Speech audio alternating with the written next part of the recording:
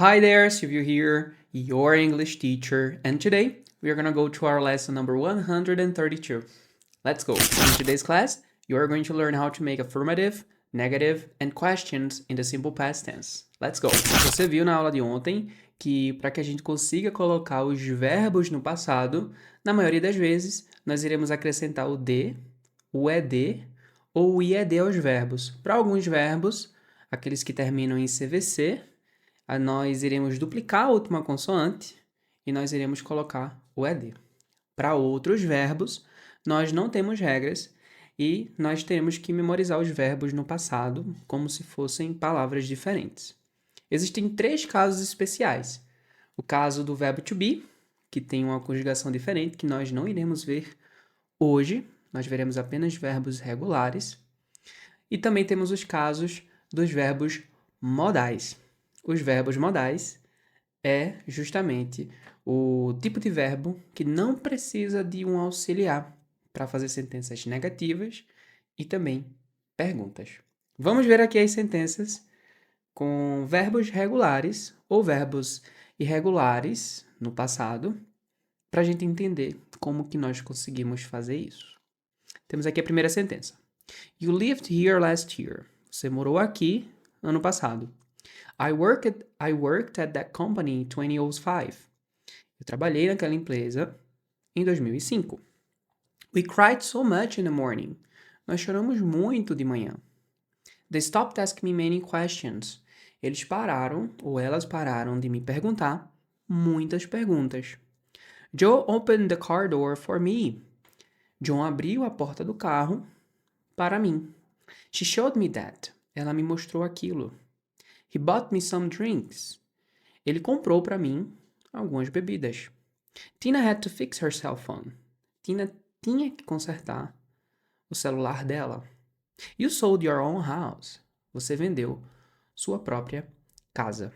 Para os verbos que terminam em ed, no passado, nós não pronunciamos esse e.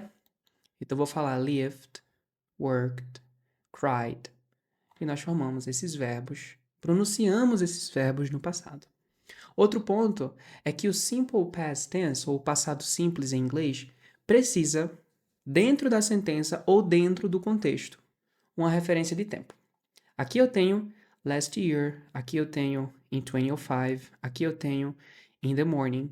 Mas em algumas outras sentenças, você viu aqui que nós não temos nenhuma referência de tempo na própria sentença.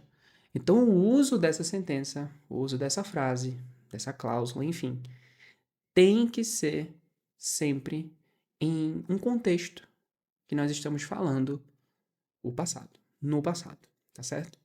Temos que ter alguma referência de tempo. Ao longo do curso você vai entender por quê, tá certo?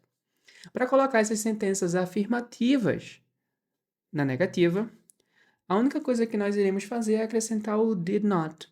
Você já viu o uso do do not, você já viu o uso do does not, e no passado nós veremos o did not. No futuro? No futuro você também já viu que é o will, um verbo auxiliar e também verbo modal ao mesmo tempo. Mas vamos focar aqui no did not, que é um verbo auxiliar. O did, na verdade, é o verbo auxiliar, que vai colocar a partícula not para negar essa sentença. E tal como o does, toda vez que nós utilizamos o does, ou o did, ou o will, ou o can, nós iremos colocar o principal verbo da sentença na sua forma original. Então, antes eu tinha you lived here, mas agora eu tenho you did not live here last year. Então, nós iremos colocar o did not para negar e o verbo volta ao normal. Colocamos o did not, o verbo volta ao normal. Conseguimos contrair o did not. Didn't. Didn't é a forma did not contraída. You didn't live here. I didn't work at that company. We didn't cry so much. They didn't stop asking me many questions. E por aí vai. Vou voltar aqui às sentenças, como elas eram de forma afirmativa, e vamos agora entender como é que nós conseguimos fazer perguntas. Se você lembra de como nós utilizamos o do, de como nós utilizamos o das, de como nós utilizamos o will, ou can, o próprio verbo to be. Você vai lembrar que com o das, colocamos o das antes da pessoa. Com o do também. Com o did não é diferente. Para fazer perguntas no passado, nós iremos utilizar o did e novamente o verbo volta para o normal, tal como acontece com o das. E por ser pergunta, você acrescenta aí uma question mark, uma interrogação. Ou, falando, muda a entonação.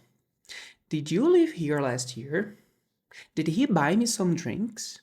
Did you sell your own house? E nós conseguimos fazer as perguntas.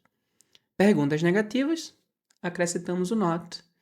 E aí você consegue fazer perguntas negativas. Did you not live here last year? Did you not open the car door for me? E por aí vai. Outra forma de fazer sentenças negativas, perguntas negativas, é contraído did com not. And didn't. Didn't they stop asking me many questions? Didn't you show me that? E por aí vai, ok? E nossa aula de amanhã, você vai entender como que nós conseguimos fazer sentenças no passado, sentenças afirmativas, negativas, interrogativas no passado com o verbo to be e com verbos modais. For now, espero que você tenha gostado da aula.